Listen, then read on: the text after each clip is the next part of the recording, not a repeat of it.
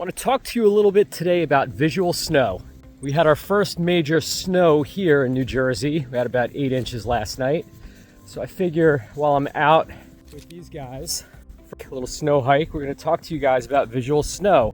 So visual snow is the perception of static. Sometimes it could be perceived as flashes. The best analogy is like on the old TV sets, if you guys remember, where the reception doesn't come in very good, or on your cell phone if you don't get a good signal, or on walkie-talkies, those of you guys have ever used those. It's simply a weak signal. And a lot of people think it's an eye issue. And it is, because to some degree, because when you have retinal and optic nerve issues, what happens is the signal to your brain, the visual information that's being sent from the retina to the optic nerve to the visual cortex weaken. If we have macular degeneration, eye strokes, glaucoma, NAION, anything, any retinal or optic nerve condition, the structure and function of the visual system, specifically the anterior, the eye and the optic nerve, the retina, is going to be decreased and diminished. So what happens as a result of the decrease in function of the primary visual system, the retina and the optic nerve, is the brain has to step in and compensate. So in that regard, the brain actually has to turn up the volume, and it has to become more sensitive to try to compensate for the lack of information being sent through the visual system. So that hypersensitivity that results from this situation creates the effect of visual snow.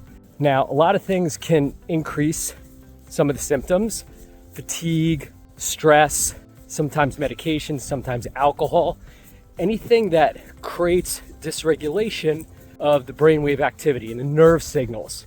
So there can also be some neurotransmitter imbalances like GABA insufficiencies, glutamate imbalances. These are also very common.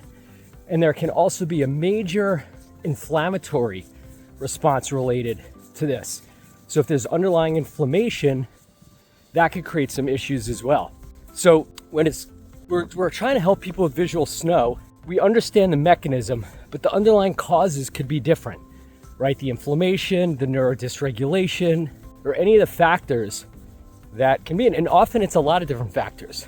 So using things like appropriate supplementation, things like alternating current stimulation, microcurrent, red light therapy, of course, ophthalmic acupuncture, to deal with both the symptoms as well as the underlying dysregulation of neurological activity going through the visual system, through the visual cortex, through the thalamus. All these areas of the brain are dysregulated.